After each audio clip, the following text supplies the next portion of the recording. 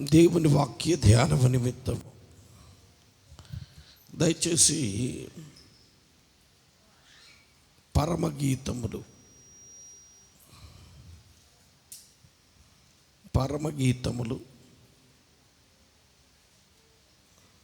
3వ అధ్యాయం దయచేసి 6వ వాక్యాన్ని చదువుదాం. ధూమస్తంభము వలె అరణ్య మార్గముగా వచ్చు ఇది ఏమి? గోపరసముతోను సాంబ్రాణితోను వర్తకులు అమ్ము వివిధమైన సుగంధ చూర్ణములతోను పరిమళించుచూ వచ్చు ఇది ఏమి?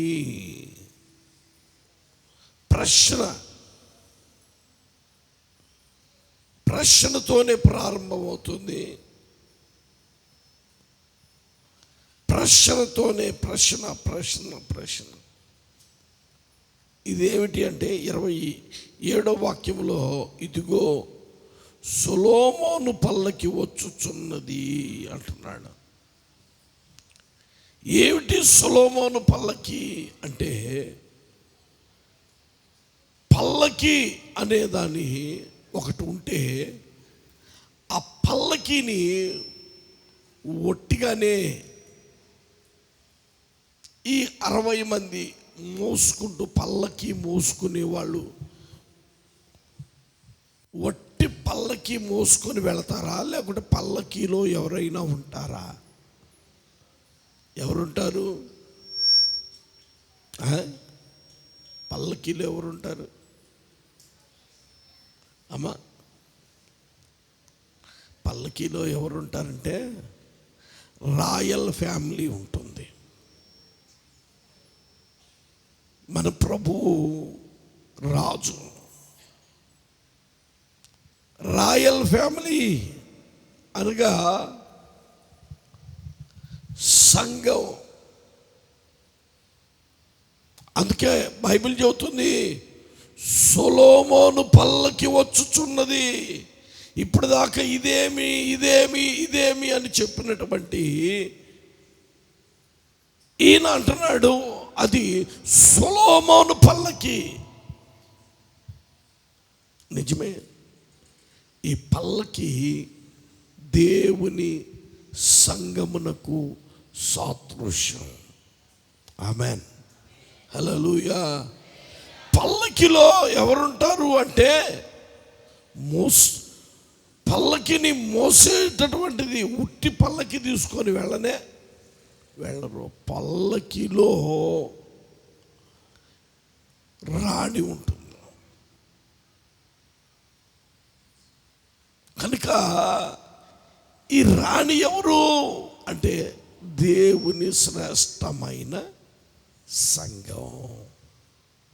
గమనిద్దాం ప్రేమైనటువంటి వారలారా, ఈ దేవుని శ్రేష్టమైన సంఘమును గురించి మనం చూస్తూ ఉంటే, 6వ వాక్యములో ప్రారంభములు అంటాడు, ధూమస్తంభము వలె అరణ్య మార్గముగా వచ్చు ఇది ఏమి? ధూపస్తంభము వలె అరణ్య మార్గము గుండా వచ్చుచూ ఉన్నది ఈ పల్లకి. దేవుని సంఘము ప్రేమైనటువంటి వారులారా, ఎక్కడ ఉంటుంది? ఎటువైపు నుంచి వస్తుంది అంటే, అరణ్య మార్గము గుండా వస్తుంది. అనగా దేవుని సంఘము శ్రమలు, నిందలు, అవమానాలు, ప్రేమైనటువంటి వారులారా, దెబ్బలు, రకరకాల ఇబ్బందుల మధ్యలో దేవుని సంఘము నడిపించబడుతూ ఉంది. వాక్యాన్ని మనం చూస్తూ ఉంటే, దేవుని శ్రేష్టమైన వాక్యాన్ని మనం ధ్యానం చేస్తూ ఉంటే, ఆది అపోస్తలుల కాలములో సంఘము క్షేమముగా ఉందా? లేదు. ఎందుకు లేదు? దేవుని సంఘాన్ని నాశనం చేయాలి అని, దేవుని సంఘాన్ని కాలరాయాలి అని, దేవుని సంఘాన్ని లేకుండా చేయాలి అని చాలామంది ఓ గుంపు జనాంగం సంఘం లేకుండా చేయాలి అని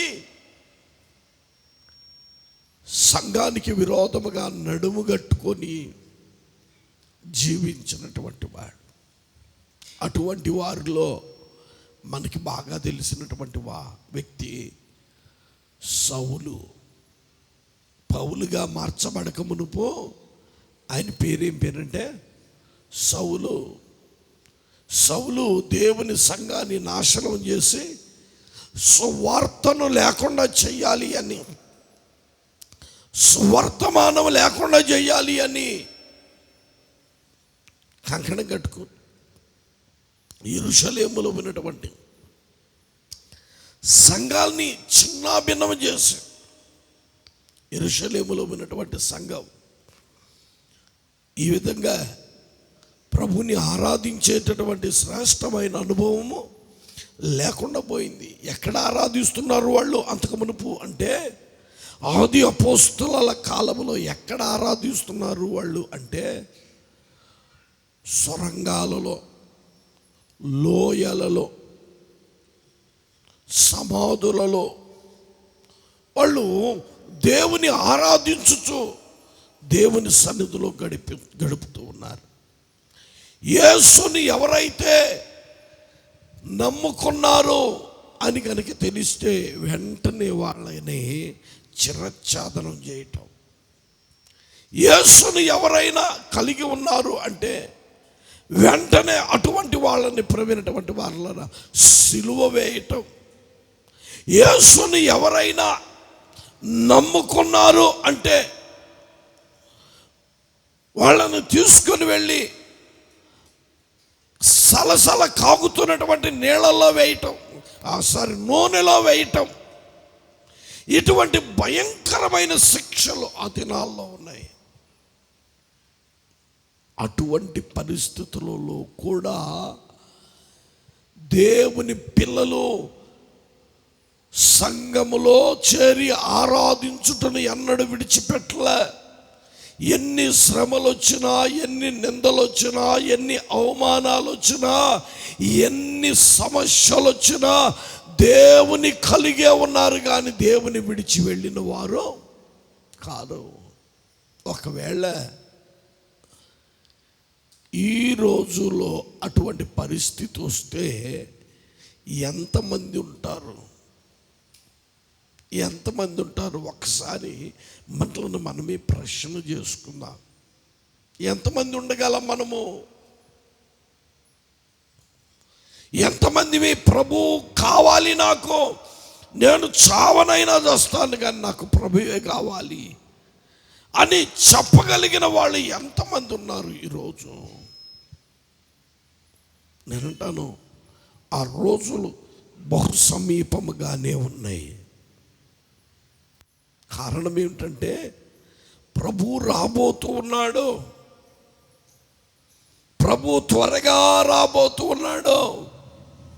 మనకు తెలుసు, మొన్న 6వ తేదీన సిరియాలో భయంకరమైనటువంటి భూకంపం సిరియా, టర్కీ దేశాలని అతలాకుతలం చేసి పడేసి ప్రవీణటువంటి వేల మందిని ప్రవీణటువంటి వారు అట్లాగనే బ్రతికుండగా సమాధులలో ఇళ్ళే వాళ్ళకి సమాధులుగా మార్చబడ్డాయి.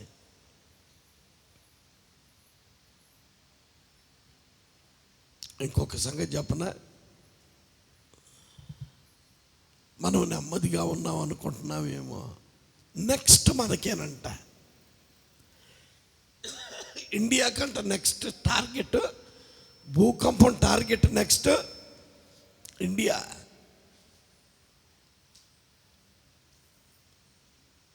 ఆ లాతూర్లో 2011లో లాతూర్లో వచ్చింది. వేల మంది చనిపోయారు. ఆయా పరిసర ప్రాంతాల్లో, గుజరాత్లో, కచ్ ప్రాంతంలో వచ్చింది. అది 2003 అనుకుంటా. మన దేశంలో కూడా అక్కడక్కడ వస్తుంది. కానీ ఓ పెద్ద భూకంపం రాబోతుందంట ఇండియాలో. టర్కీ సిరియాలకు చెప్పిన ఆ వ్యక్తే, ఆ డచ్కి సంబంధించినటువంటి వ్యక్తి చెబుతున్నాడు నెక్స్ట్ ఇండియాలో రాబోతుంది అని. నేనంటాను, నీవు మారు మనసు పొందక, బాప్తిస్మం పొందక ఒకవేళ చనిపోతే నీ ఆత్మని నీవే నష్టపరుచుకున్నట్లు. మనము చనిపోయినా కానీ ఒకరోజు ప్రభువు దగ్గర మనం ఉంటాం. దేవునికి స్తోత్ర.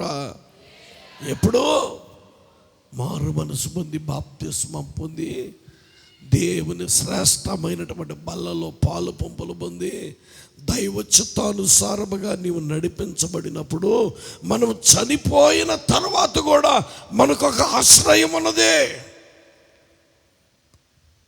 అక్కడికి వెళ్తాం. ప్రభు అంటున్నాడు, నేనుండు స్థలమును మిమ్మల్ని మీరును ఉండులాగిన తీసుకొని వెళ్తానంటున్నాడు. ఆయన ఉన్న స్థలానికి వెళ్ళాలి అంటే we will get ready.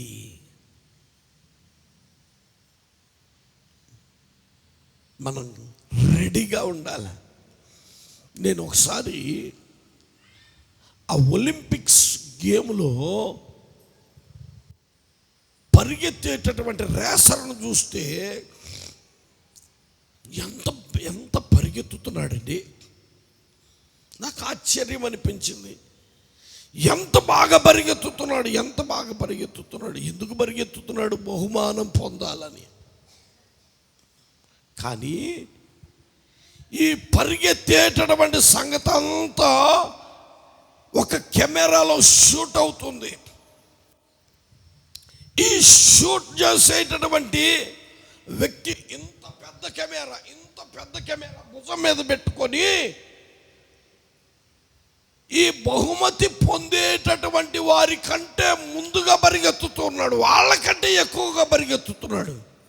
నేను అనుకున్నాను, ఒరి వీడు గనక రేసులోకి వస్తే ఎవడో ఆగరు. ఎందుకంటే పెద్ద కెమెరా, ఇంత పొడవు కెమెరా, ఇంత ఎత్తు కెమెరా పెట్టుకొని వాళ్ళని షూట్ చేసుకుంటూ వాళ్ళకంటే ముందుకు పరిగెత్తుతున్నాడు. ఏమిట్రా వీడు? కొంతమంది పరిగెత్తుతున్నారు కానీ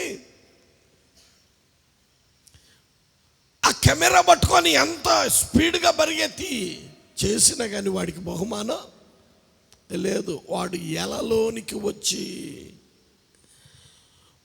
వాడి గిర్లోనికి వచ్చి, వాడు కాంపిటేటర్ అయితేనే వాడికి బహుమానం. దేవునికి స్తోత్ర.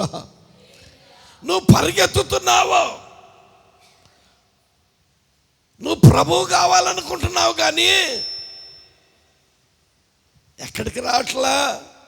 దైవ చిత్తమైన స్థలానికి, దైవ చిత్తమును నెరవేర్చడానికి రాకుండా నువ్వు దేవుని మందిరానికి వచ్చినంత మాత్రాన ప్రేమైనటువంటి వారు ఒకరోజు నీవు ప్రభు యొక్క రాజ్యములో నిలవనేరవా? ప్రభు యొక్క రాజ్యములో నువ్వు నిలవాలి అంటే నువ్వు మారు మనసు పొంది బాప్తిస్మం పొందు, పరిగెత్తు. ఇప్పుడు నిన్ను నా దేవుడు శ్రేష్టమైన స్థలములో నిలుపుతాడు. హల్లెలూయా, హల్లెలూయా. వీడు ఈ కెమెరామ్యానే కానీ వీడు కాంపిటేటరు కాదు, పోటీ ఇచ్చేవాడు కాదు వాళ్ళకి. వాళ్ళు పరిగెత్తేవాళ్ళు పరిగెత్తుతుంటే వీడు ఇంత పెద్ద కెమెరా, ఇంచుమించుగా 10 కేజీల లోపు ఉంటుంది. ఆ పెద్ద కెమెరా భుజం మీద పెట్టుకొని ఇట్లాగ పెట్టుకొని వాళ్ళను షూట్ చేస్తూ, వాళ్ళను చూసుకుంటూ వాళ్ళకంటే ముందుగా పరిగెత్తుతున్నాడు. ఈ పరుగు ఎంత మాత్రమో ప్రయోజనకరమైంది కాదు, షూట్ చేయటానికి మాత్రమే కానీ వీడు బహుమానం పొందటానికి అర్హుడు కాదు. ఈరోజు నీవు పరిగెత్తుతున్నావేమో, నీ దేవుని మందిరానికి వస్తున్నావేమో, దేవుని సన్నిధిలో ఉంటున్నావేమో, నువ్వు మారు మనసు పొందకుండా, దైవ చిత్తానికి లోబడకుండా, బాప్తిస్మం తీసుకోకుండా నీవు ఎన్ని సంవత్సరాలు దేవుని సన్నిధిలోనికి వచ్చినా you will not recognized by the god. దేవుని వలన నీవు గుర్తింపు లేని వ్యక్తి. ఇంకొక మాట చెబుతా మీకు బాగా అర్థం కావాలంటే, మీ పిల్లల్ని స్కూల్కి పంపిస్తున్నారు, మంచిదే. సంవత్సరాలు అయిపోయింది, మీ పిల్లల్ని ఆ స్కూల్ రిజిస్టర్లో పేరు రాయకుండా ఎన్ని సంవత్సరాలు పంపించినా చెప్పాల, ఏముండదు, ప్రయోజనం ఉండదు. నేనంటాను, నీవు you will be registered in the heaven. మీ పేర్లు పరలోకమందు వ్రాయబడాలి. అది యేసు ప్రభు చెబుతున్నాడు. మీ పేర్లు పరలోకమందు వ్రాయబడి ఉన్నవని సంతోషించండి. ఊటికి దేవుని మందిరానికి వచ్చి కూర్చొని వెళ్ళటం వలన నీకు కలిగే ఒరిగేటటువంటిది ఏమీ లేదు. భయానకమైనటువంటి పరిస్థితులు రాబోతున్నాయి. మన ఆత్మీయ జీవితాల్ని మనమే సిద్ధపరచుకోవాలా, మనమే క్రమపరుచుకోవాలా, మనమే దైవ చిత్తములోనికి మారుదుముగాక. ఒక తల్లి వచ్చి నాతో చెప్పింది, పాస్టర్ గారు నువ్వు చర్చికి వెళ్ళన్నారు కానీ మా నలుగురు కుమార్తెలు ఉన్నారు, నువ్వు చర్చికి వెళ్ళు, ఎంతకాలం వెళతావో వెళ్ళు, కానీ పొర్రపాటును కూడా బాప్తిస్మం తీసుకోకూడదు. నేను అడిగాను, నీకేం ప్రయోజనం అమ్మా, నీకేం ప్రయోజనం? చేపల మీద మా తల్లి శనివారం వస్తుంది, వచ్చిన ప్రతిసారి కానుకిస్తుంది, వచ్చిన ప్రతిసారి కానుకిస్తుంది. నేనంటాను, నీకేం ప్రయోజనం? కానుకిస్తున్నావు, చర్చికి వస్తున్నావు, నీకేం ప్రయోజనం?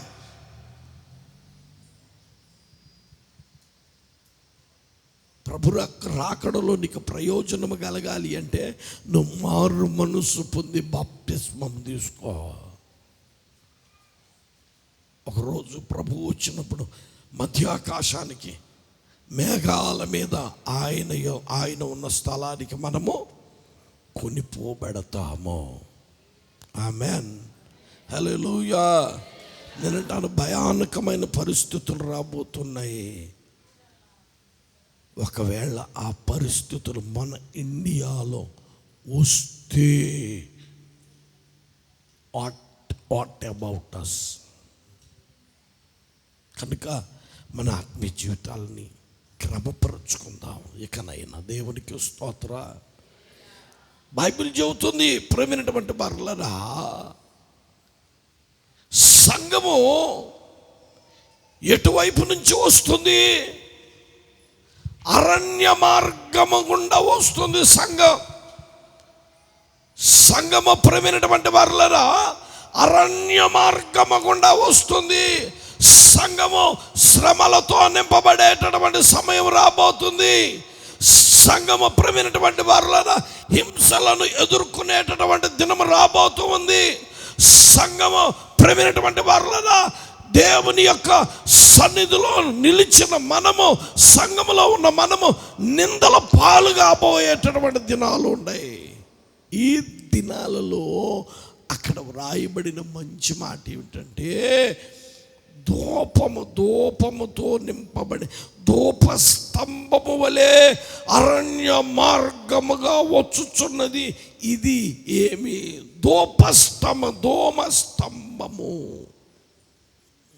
ధూమస్తంభము. మనకు తెలుసు, ఇశ్రాయేలీయులను నడిపించింది దేవుడు పగటి వేళలో మేఘస్తంభము, రాత్రి వేళ అగ్ని స్తంభములు ఉండి దేవుడు తన ప్రజలను నడిపించాడు. కానీ ఇప్పుడు అరణ్య మార్గమున సంఘమును నడిపించవలసింది ఏ స్తంభం అంటే ధూపస్తంభము. దేవునికి స్తోత్ర, హల్లెలూయా, హల్లెలూయా. ఈ అరణ్య అరణ్య మార్గమున వచ్చుచూ ఉన్నటువంటి ఈ సంఘము, ఈ సొలొమోను పల్లకి మీద ఏముండాలంటే ధూమ స్తంభం ఉండాల. ఈ పల్లకి ఎటువైపు వెళుతుందో అటువైపు ఈ ధూమ స్తంభము ప్రేమినటువంటి వారు విన్నంటాల. అంటే అర్థం ఏమిటి? ధూప స్తంభం అంటే అర్థం ఏమిటి అంటే, దేవుని పరిశుద్ధ గ్రంథంలో నుండి 141వ కీర్తన 2వ వాక్యాన్ని చదువుతుంటే ఓ మంచి మాట రాస్తున్నాడు. చదువుదామా? దేవునికి స్తోత్ర. నా ప్రార్థన ధూపము వలె, కాస్త కోస్త ధూపం కాదు, ధూపం కాస్త కాస్త కాదు, కాస్త కోస్త కాదు, ఈ ధూపము స్తంభము వలె మార్చబడాలా. దేవునికి స్తోత్ర. ఈ ధూపం ఎట్లా ఉండాలా? స్తంభము వలె మార్చబడాలా. విస్తారమైన ధూపం స్తంభముగా మార్చబడాలా. అంటే అర్థం ఏమిటి? ప్రార్థన ఆత్మతో నింపబడటమే కాదు. మనం ప్రార్థన చేస్తాం. ఎప్పుడు ప్రార్థన చేస్తాం? పడుకునేటప్పుడు, లేచేటప్పుడు, అన్నం తినేటప్పుడు. పడుకునేటప్పుడు ఒక 5 నిమిషాలు, లేచేటప్పుడు ఒక 5 నిమిషాలు, అన్నం తినేటప్పుడు ఓ 10 సెకండ్లు. ప్రభు ఆశీర్వదించు, దీవించు, పరిశుద్ధపరిచి అనుగ్రహించు, యేసునామం, ఆమేన్.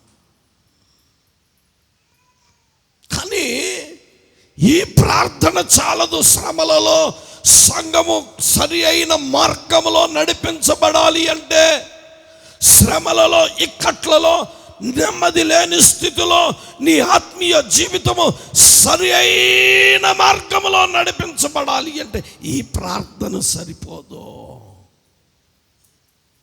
ప్రార్థనే ధూపస్తంభముగా మార్చబడాలా. హల్లెలూయా. చెప్పాలి గట్టిగా, హల్లెలూయా. ఈ ధూపము ఒక స్తంభముగా మార్చబడి దేవుని సన్నిధికి చేర్చబడాల. విస్తారమైన ప్రార్థన దేవుని పిల్లలమైనటువంటి మనము కలిగి ఉంటేనే ఈ అరణ్య మార్గములో, ఈ శ్రమలలో, ఈ ఇబ్బందులలో, ఈ కష్టములో, ఈ నిందలలో, ఈ అవమానాలలో మనము సరి అయిన మార్గములో నడిపించబడగలుగుతాం. లేదు, కాస్త కోస్త ప్రార్థన చేసామా, మనము నడిచేటటువంటి మార్గము శ్రేష్టమైనదిగా ఉండదు. ఈరోజు చాలామంది ఏం చేస్తున్నారు? ఫోన్ చేస్తున్నారు, మా కోసం ప్రార్థన చెయ్యండి, మా పరిస్థితి ఇది, మా స్థితి ఇది, మీ ఫోన్ పే నంబర్ చెప్పండి, మీ గూగుల్ పే నంబర్ చెప్పండి, పేపాల్ నంబర్ చెప్పండి, ఇంకొక నంబర్ చెప్పండి, మేము కానుక పంపిస్తాము, మీరు మా కోసం చెప్పాలా? ప్రార్థన చెయ్యండి. నేనంటాను, సులువైన మార్గం ఎంచుకుంటున్నారు. కాదు, విశ్వాసి దేవుని సన్నిధిలో ఓ విస్తారమైన ప్రార్థన చేయుదుముగాక. హల్లెలూయా, హల్లెలూయా. సేవకులు చేయరా అంటే చేస్తాం, మా పని అదే.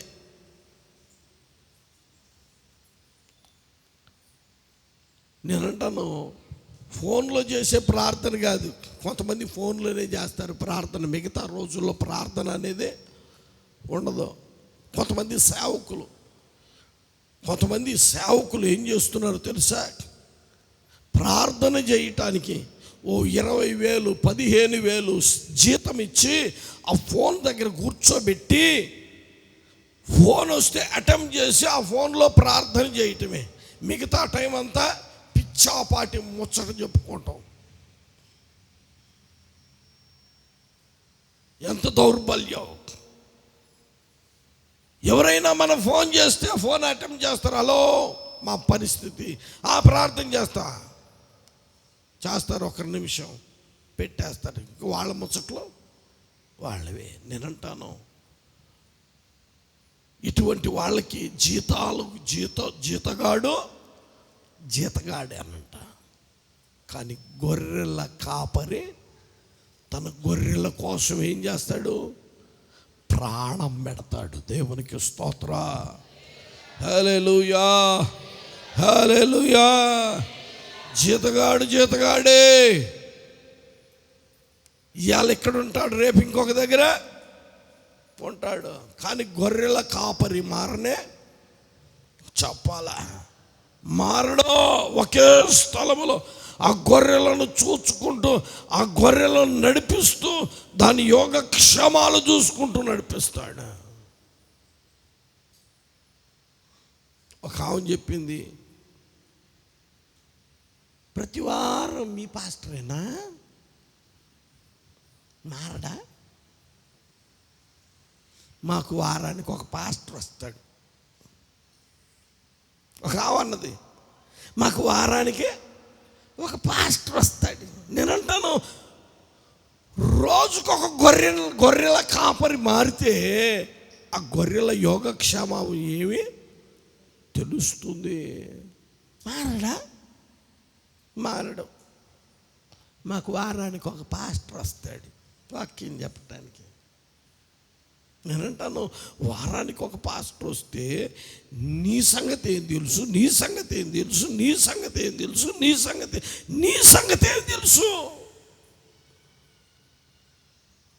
నిన్ను కాయటానికి ఒక గొర్రెల కాపరి కావాలి. ఎవరో? భారము కలిగినటువంటి కాపరి. దేవునికి స్తోత్ర. హల్లెలూయా, హల్లెలూయా. ప్రియమైనటువంటి వారులారా, నీవు సరి అయిన మార్గంలో నడిపించబడాలి అంటే నీకోసం దోమ స్తంభముగా మార్చబడగలిగిన ప్రార్థన అనుభవం నీకు ఉండాలి. సంఘములో కూడా ప్రార్థన చేసే అనుభవం కావాలి.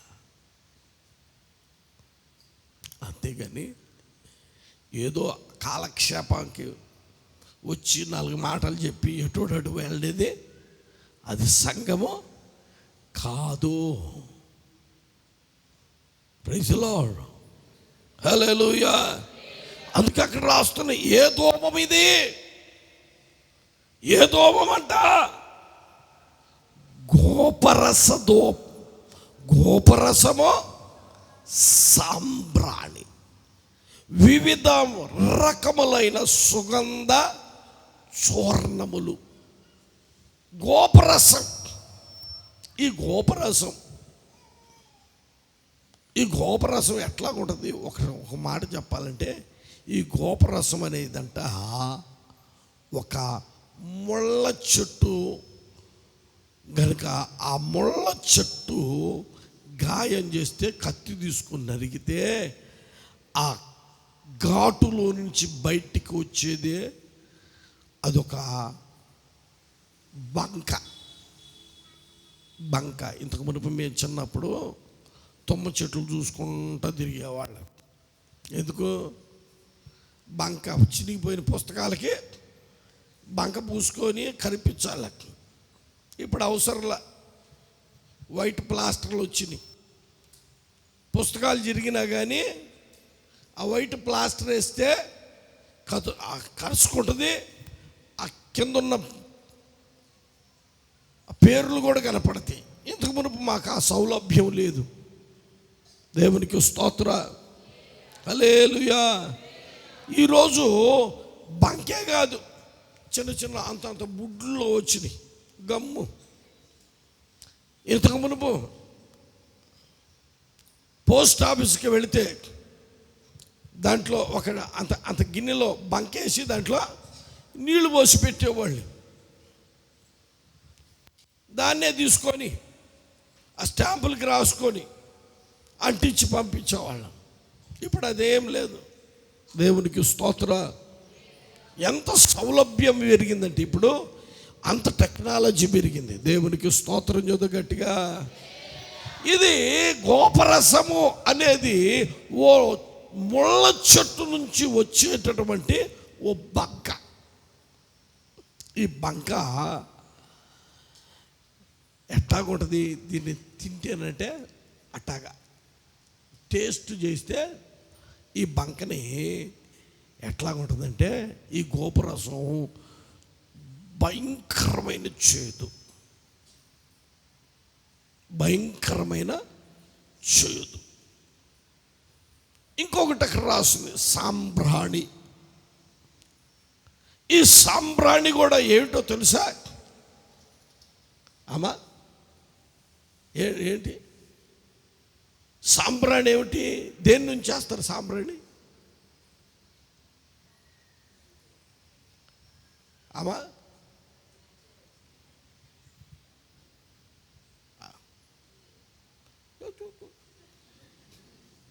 అటు చెబితే నాకేం వినపడింది.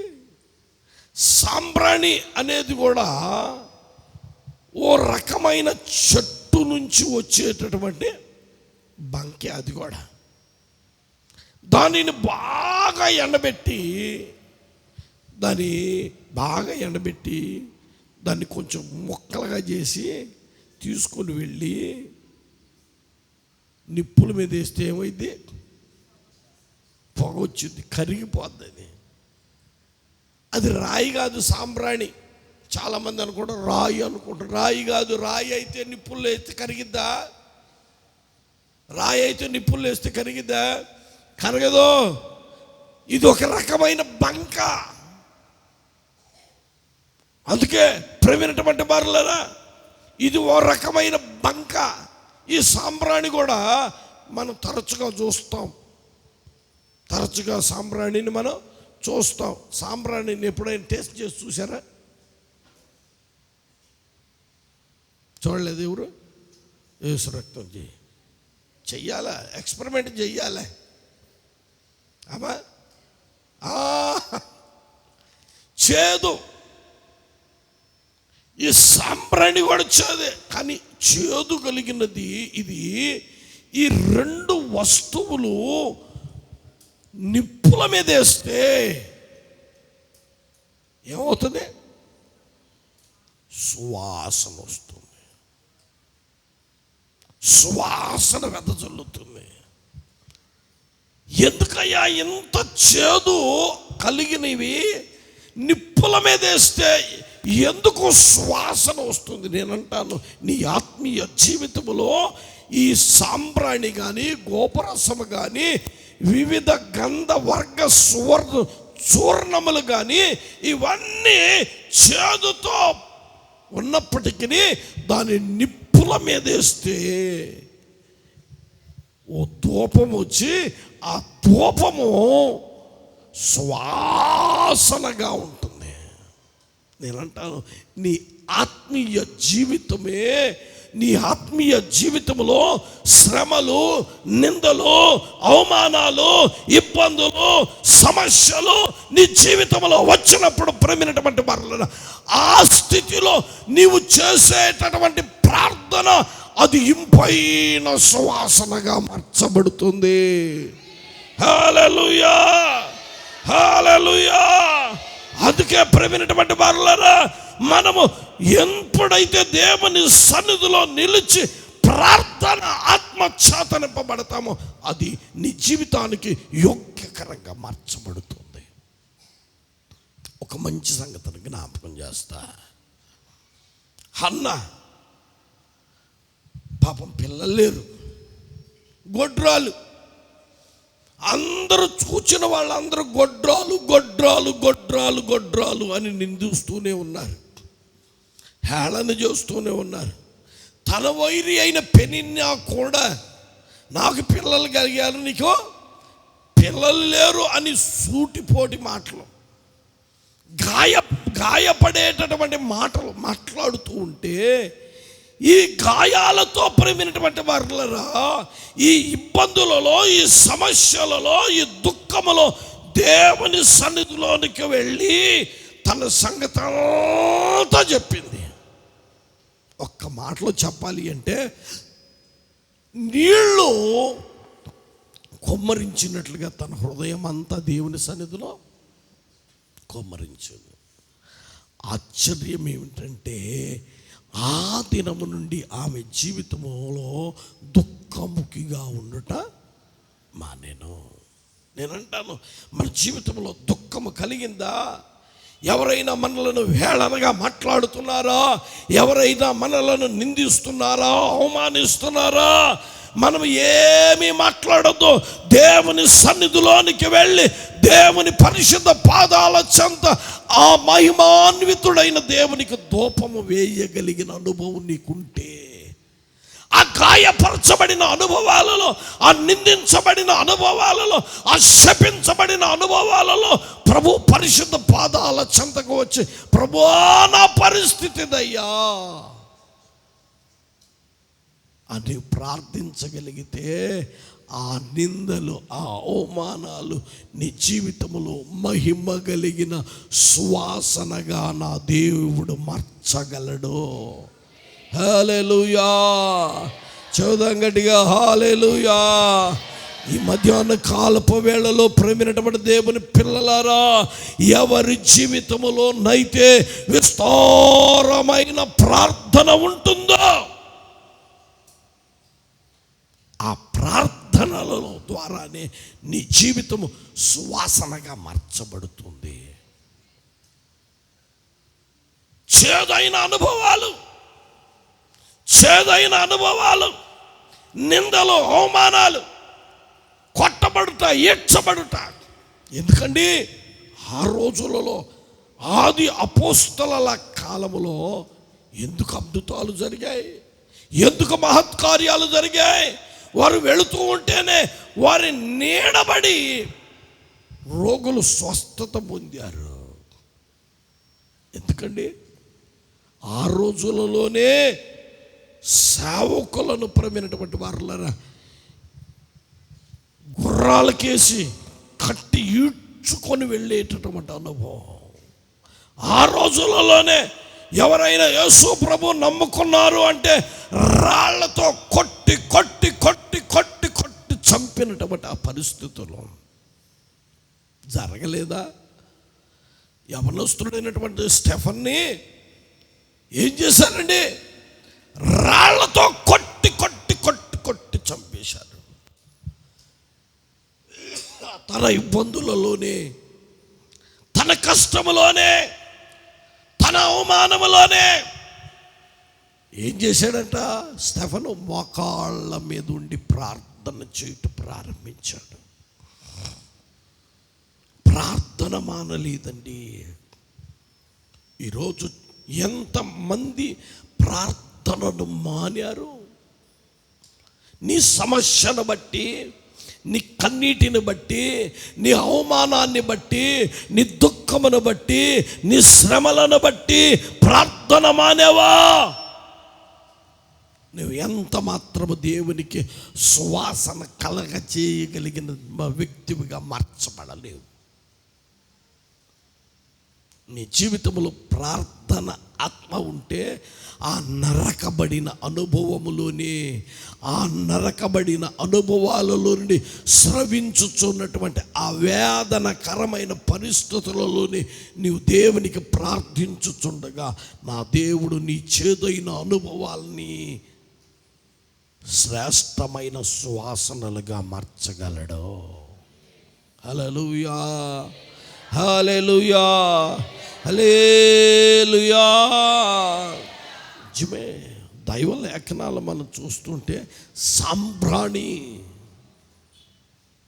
సాంబ్రాణి అనేది మన ప్రభు అయినటువంటి యేసుక్రీస్తు వారు జన్మించినప్పుడు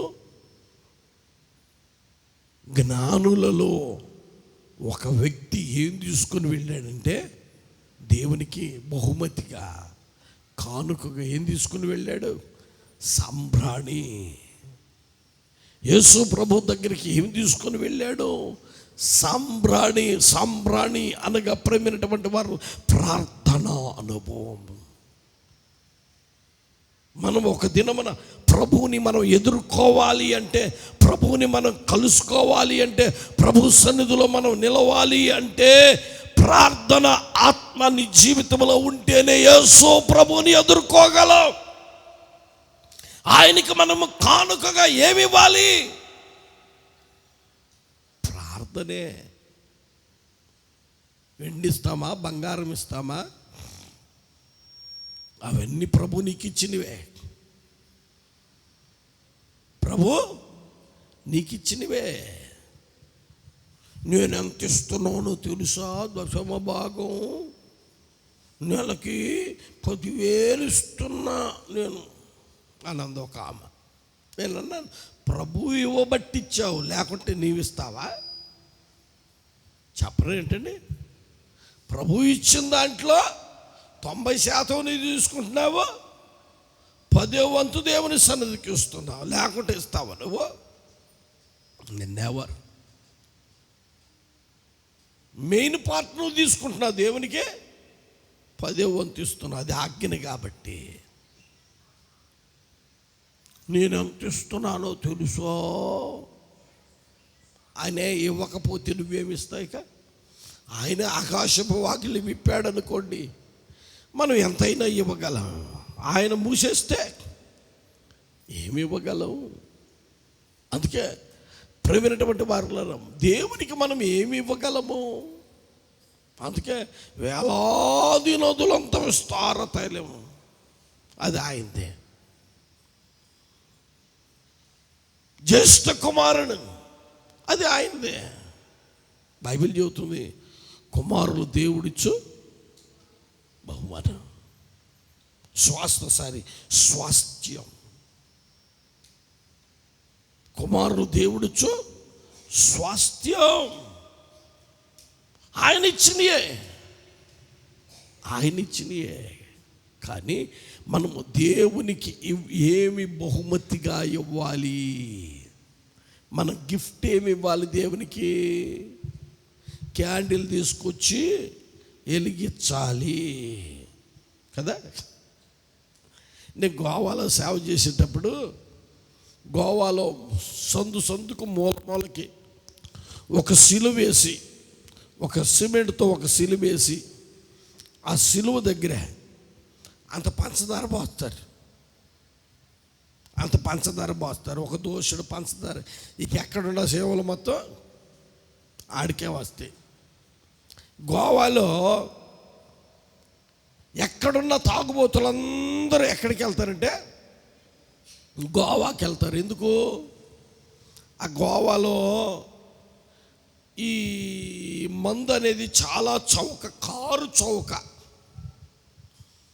బాగా తాగి ఒకడు సిలువ మీద ఏడ్చుకుంటూ మందు బాటిల్ పోతున్నాడు.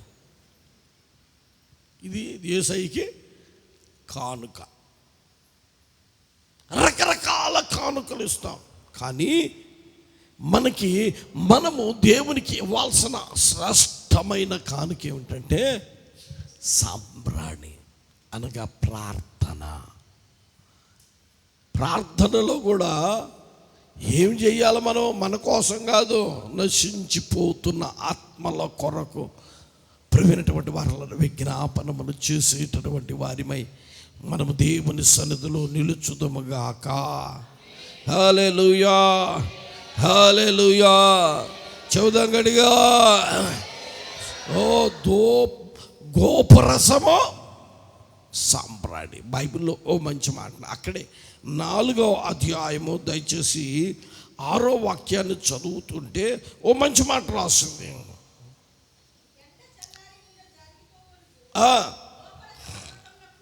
గోపరస పర్వతములకు దేవునికి స్తోత్రం. గోపరస పర్వతములు సాంబ్రాణి పర్వతం. ఏమిటి గోపరస పర్వతం? ఏమిటి సాంబ్రాణి పర్వతం? ఏంటి అంటే, సాంబ్రాణి చెట్టులు పెరిగే స్థలం ఒకటి ఉంది, దాన్నే సాంబ్రాణి పర్వతం. గోపురస చెట్లు పెరిగే ఒక స్థలం ఉంది, దాన్ని ఏమంటారంటే గోపురస పర్వతం. మనకి ఎక్కడ దాకెందుకు? ఈ తిరుపతి, ఈ నెల్లూరు జిల్లా, ఆ కడప, శేషాచలము కొండలలో ఒక ప్రాముఖ్యత ఉంది. ఏమిటది అంటే ఎర్ర చందనం, రెడ్ శాండిల్. ఇంకెక్కడ ఉండదు మన దేశంలో, ఎక్కడా లేదు. ఎర్ర చందనం కావాలంటే ఎక్కడ?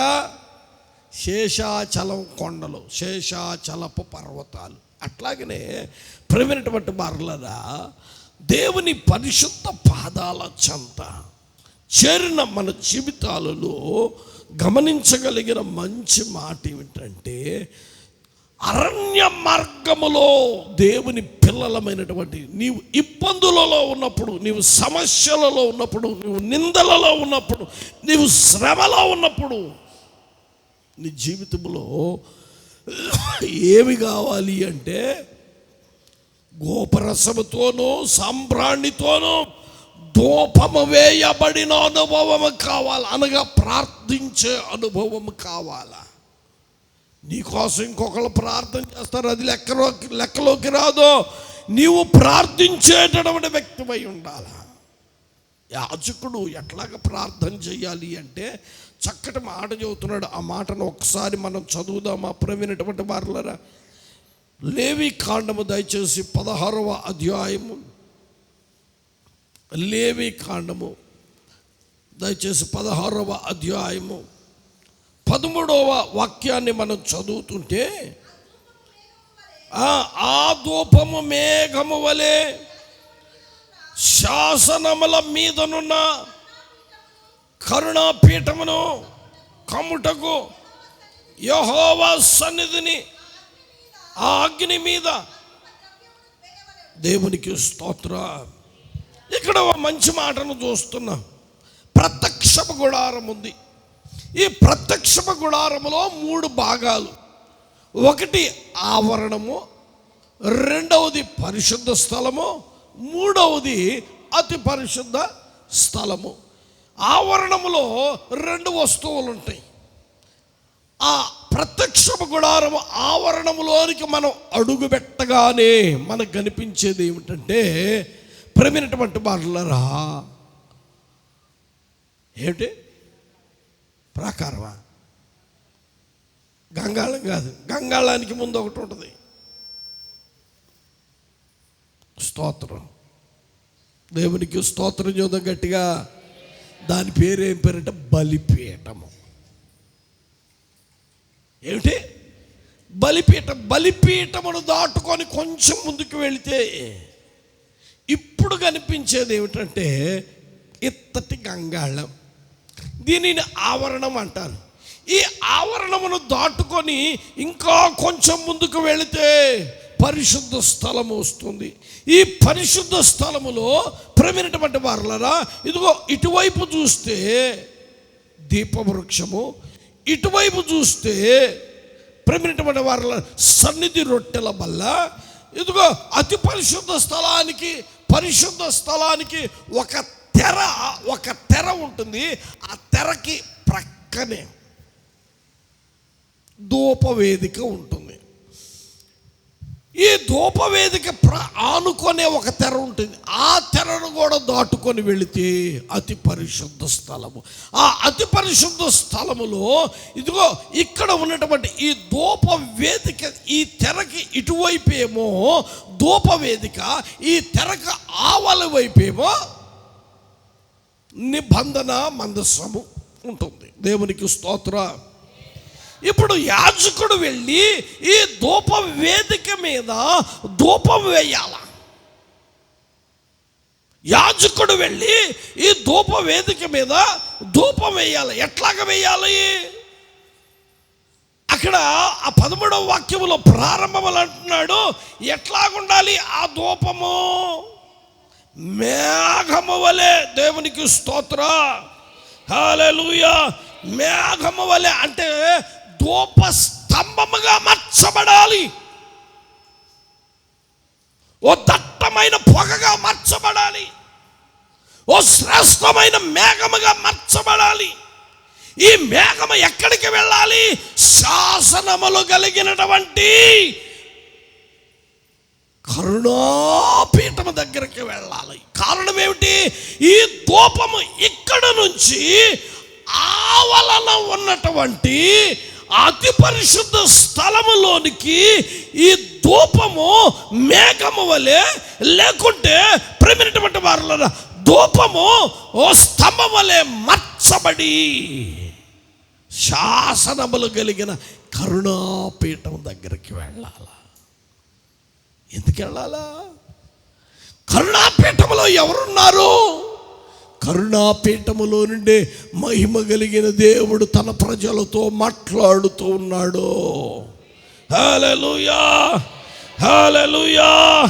ఈ కరుణాపీఠము యొద్ద నుండి దయ కలిగిన దేవుడు ప్రేమైనటువంటి వారులను తన ప్రజలతో మాట్లాడుతున్నాడు. అందుకే ఈ ధూపము వెళ్ళి ఈ కరుణాపీఠాన్ని కమ్ముకోవాలా.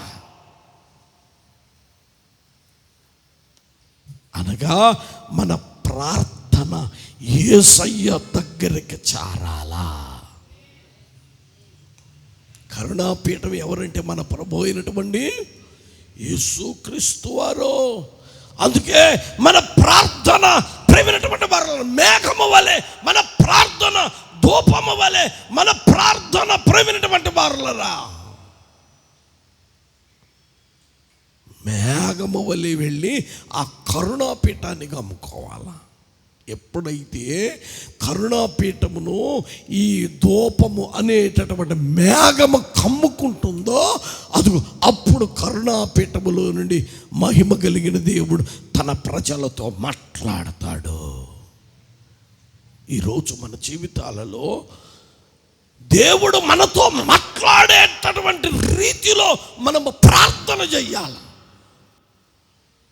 మన ప్రార్థన ఎట్లాగైపోయింది?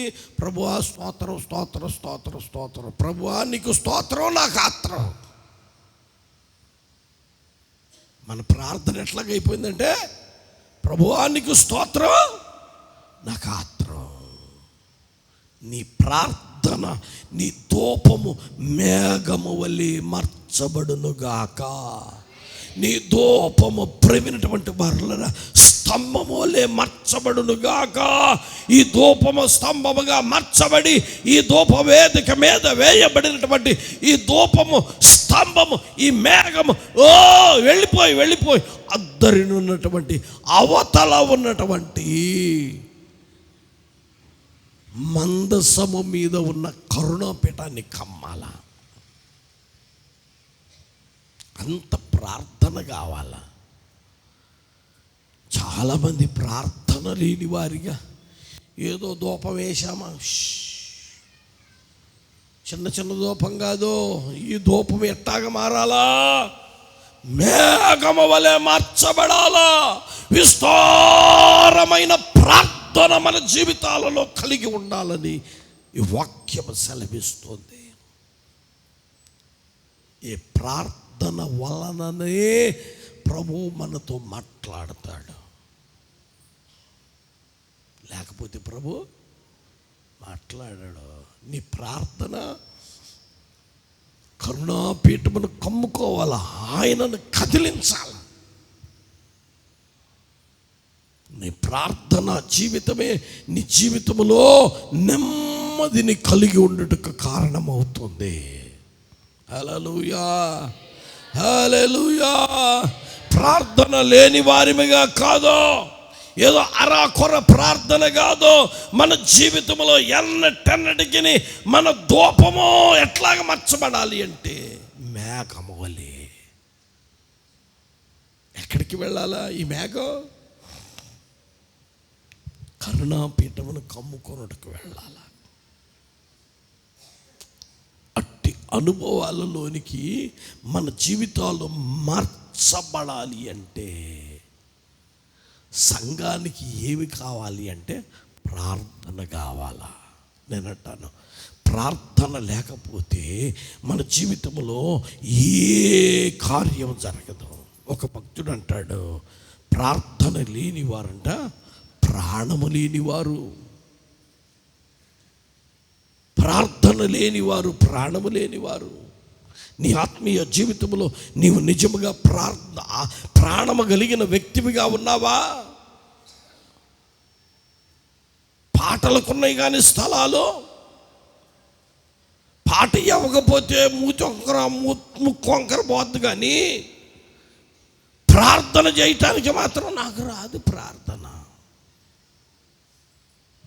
నేనంటాను, అన్నిటికంటే శ్రేష్టమైనది ఏమిటంటే ప్రార్థన. ఆ ప్రార్థన నీ జీవితంలో ప్రేమైనటువంటి వారు ధూమ స్తంభముగా మార్చబడాలి. ఆ ప్రార్థన ప్రేమైనటువంటి వారుల ధూపము, నీవు వేస్తున్నటువంటి ఆ ధూపము, ఆ ప్రార్థన మేఘము వలె మార్చబడాలి. అందుకే మన ఆత్మీయ జీవితాలు కట్టుకోవాలి. శ్రమలు వచ్చినప్పుడు, కష్టం వచ్చినప్పుడు, నష్టం వచ్చినప్పుడు చాలామంది దేవుని విడిచిపెట్టి లోకంలోనికి వెళ్ళిపోతున్నారు, లోక సంబంధిగా మార్చబడుతున్నారు. ఎందుకయ్యా లోక సంబంధమైన వ్యక్తిగా మార్చబడుతున్నావంటే బైబిల్ చెబుతుంది, నీవు అరణ్య మార్గమున నీవు రావాలి అంటే, అరణ్య మార్గమున సంఘము, దేవుని బిడలు సరి అయిన మార్గములో నడిపించబడాలి అంటే దేవుని బిడల జీవితాలు ధూమ స్తంభముని మీద నిలిచి ఉండాలా. అగ్ని స్తంభము కాదు, మేఘ స్తంభము కాదు, కానీ ధూమ స్తంభము. దేవునికి స్తోత్రం, హల్లెలూయా. ప్రార్థన జీవితము నీ జీవితంలో ఉంటే నీవు సరి అయిన మార్గంలోనికి వెళతావు. ఎలియాజరు అబ్రహాము దగ్గర ప్రమాణం చేసి వెళుతున్నాడు. అయ్యా, అబ్రహాము చెప్పాడు, నా కొడుక్కి ఇస్సాకుకి నీవు ఓ మంచి పిల్ల చేసుకురా వివాహం చేయటానికి. ఈ ఊరిలో అమ్మాయిని చేస్తావా? వద్దొద్దు. నేను ఏ దేశం నుంచి వచ్చానో ఆ దేశానికి వెళ్ళి, నేను ఏ ప్రజల మధ్యలో నుంచి వచ్చానో ఆ ప్రజల దగ్గరికి వెళ్ళి నా కుమారుడికి ఓ మంచి పెండ్లి కుమార్తెను తీసుకురమ్మంటే ఎలియాజరు ఏం చేశాడండి? బయలుదేరేటప్పుడు ప్రార్థన చేశాడు. అయ్యా, నా యజమానుడికి నేను ప్రమాణం చేశాను, మాట ఇచ్చానయ్యా. ఆయన తొడ కింద నా చేయి పెట్టి ప్రార్థన చేయించాడు, ప్రమాణం చేశాడయ్యా. నువ్వు సరి అయిన మార్గములో నన్ను నడిపించయ్యా అని నడిపించుతూ ఈ ఒంటెలను తీసుకొని ప్రయాణమై వెళ్ళిపోయి ఓ బావి దగ్గర కూర్చున్నాడు. అలసిన వాని వలె కూర్చొని, ప్రభువా, ఈరోజు నేను ఇక్కడున్నాను, ఈ బావి దగ్గరికి. అది ఏ బావి? ఏ బావి తెలుసా? దిగుడు బావి. దిగుడు బావి తెలుసా మీకు? దిగుడు బావి తెలుసా? అంటే దిగుడు బావి అంటే ఎట్లాగా? పెద్ద బావి. ఆ బావిలో నుంచి ఇట్ట బావాలి కిందకి, ఇట్ట తిరుక్కొని కిందకి వెళ్ళి కడవతో నీళ్లు తీసుకొని మరలా తిరుక్కొని పైకి రావాలి. ఈ రోజుల్లో పిల్లలకి బావి అన్నా కానీ తెలియట్లే. దేవునికి స్తోత్రం. దిగుడు బావి. ఏ చిన్నదానినైతే నేను దాహానికి నీళ్ళు ఇవ్వమ్మా అంటానో, ఆ చిన్నది ఏం చెప్పాలంటే, నువ్వు దాగు, నీ వంటలకు కూడా పోస్తాను అని ఏ చిన్నదైతే చెబుతుందో ఆ చిన్నదే నా యజమానుడు అయినటువంటి నీ దాసుడు అయినటువంటి అబ్రహాము కుమారునికి భార్య అని ఆడ కూర్చున్నాడు భీష్మించుకొని. ఓ చిన్నది వచ్చింది, ఆ దిగుడు బావిలోకి వెళ్ళిపోయి అడుగు నుంచి నీళ్లు తీసుకొని వచ్చేసింది. పైకి రాగానే అంటున్నాడు, అమ్మా కొంచెం దాహం అవుతుందమ్మా, చాలా దూరం నుంచి వస్తున్నానమ్మా, నడవలేక ఇక్కడ కూర్చున్నానమ్మా, ప్లీజ్ అనగానే ఆ అమ్మాయి ఏం చేసిందంటే, తాగయ్యా తాగు పోసింది. చాలా దూరం నుంచి వస్తున్నా అంటున్నావు కదా, ఈ వంటలు కూడా బాగా అరిచిపోయి, వంట అంత ఎన్ని లీటర్లు తాగిద్ది? 300 లీటర్లు తాగిద్దంట. అది సామాన్యంగా ఒక్కసారి కనుక తాగితే 300 లీటర్లు తాగిద్దంట. ఒక ఒంటికి ఎన్ని ఒంటలు ఉండయో మొత్తానికి మాత్రం తెలియదు, కానీ ఒంటెలకి అక్కడ నుంచి తీసుకుని వస్తే ఇప్పుడు ఈ ఎలియాజరు మోకాళ్ళు ఉంచి ప్రార్థన చేస్తున్నాడు. ప్రభువా, నీ దాసుడనైన నా ప్రయాణాన్ని నీవు సఫలము చేశావయ్యా, నా ప్రార్థనను ఆలకించావయ్యా అని దేవుని సన్నిధిలో ఎలియాజరు మొరపెట్టాడు. హల్లెలూయా. నేనంటాను, నీవు ప్రార్థనతో ప్రారంభించు. ఏ పనైనా, ఏ కార్యమైనా, ఏ ప్రయాణమైనా, నువ్వు చెయ్యదలిసిన కార్యాలన్నీ ప్రార్థనతో ప్రారంభించు. నా దేవుడు నిన్నెందుకు ఆశీర్వదించడం నేను చూస్తా. తిథులు చూసి, నక్షత్రాలు చూసి, మంచి చూసి, చెడ్డ చూసి, దెయ్యపు కార్యాలని చేసి, పనికి మాలిన సంగతులన్నీ చేసి ప్రారంభిస్తున్నాను. అందుకే కదా ఫెయిల్యూర్ అవుతుంది. నేనంటాను, నీ ప్రార్థన ఎట్లా ఉండాలంటే ధూమము వలె మార్చబడాలా. ధూపం, ఏ ధూపం అది? ధూపస్తంభము వలె మార్చబడాలా. ఆ ధూపము ప్రవీణటువంటి వారలరా మేఘము వలె మార్చబడాలా. ఈ ప్రార్థన ఎక్కడికి వెళ్ళాలి? కరుణాపీఠము దగ్గరికి వెళ్ళాలి. కరుణాపీఠము మన ప్రభు అయినటువంటి యేసుక్రీస్తు వారు. ఆయన దగ్గరికి వెళితే ఆ కరుణాపీఠం మీద నుంచి ప్రభు మనతో మాట్లాడతాడు. నేను చెప్పదలుచుకున్న మంచి మాట ఏమిటంటే, నీ శ్రమలు, కష్టాలు, నష్టాలు ప్రతి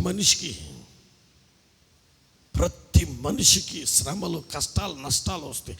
ఈ కష్టాలలో, ఈ నష్టాలలో, ఈ ఇబ్బందులలో, శ్రమలలో నువ్వు ప్రభు సన్నిధిలో నుండి తొలగిపోకుండా ఉండాలి అంటే నీ మీద ధూమ స్తంభము నిలిచి ఉండాలా. ఆ ధూప స్తంభము నిన్నేం చేస్తుందంటే సరి అయిన మార్గములోనికి నడిపించి, ఎలియాజరు నడిపించినట్లుగా నీ కార్యములను సఫలపరిచి, నీ ప్రయత్నములను సఫలపరిచి, నీ ఆలోచనలను సఫలపరిచి, నీ ఉద్దేశములను సఫలపరిచి నా దేవుడు అద్భుతాలు చేస్తాడు. ప్రార్థన లేకుండా ప్రారంభించి వ్యర్థమైన సంగతులలో నీ జీవితాన్ని నడిపిస్తున్నావేమో. అందుకే ఫెయిల్యూర్స్, శ్రమలు, కష్టాలు, నష్టాలు ఎదురైనప్పుడు దేవుని పిల్లలమైన మనకు కావాల్సింది సరి అయిన మార్గంలో నడవాలి అంటే మన మీద ధూమ స్తంభము నిలిచియుండునుగాక. హల్లెలూయా. ప్రార్థన ఆత్మతో నింపబడకపోతే నేనంటాను, ఇప్పుడు కాకపోయినా ఎప్పుడైనా అటువంటి వ్యక్తులు ఫెయిల్ అయిపోతారు. ప్రార్థన లేని వ్యక్తులు ఏదో ఒక దినమున ఫెయిల్ అయిపోతారు. నువ్వు జీవితంలో ఫెయిల్ కాకుండా ఉండాలంటే, ఆశీర్వాదకరంగా మార్చబడాలి అంటే, నువ్వు చేస్తున్న ప్రతి కార్యము సఫలపరచబడాలి అంటే నీ మీద ధూమ స్తంభము ఉండాలి. ఈ ధూమ స్తంభము ప్రవీణటువంటి మేఘము వలె మార్చబడి ఎక్కడికి వెళ్ళాలి అంటే కరుణాపీఠము దగ్గర, కరుణాపీఠమును కమ్ముకోవాలి.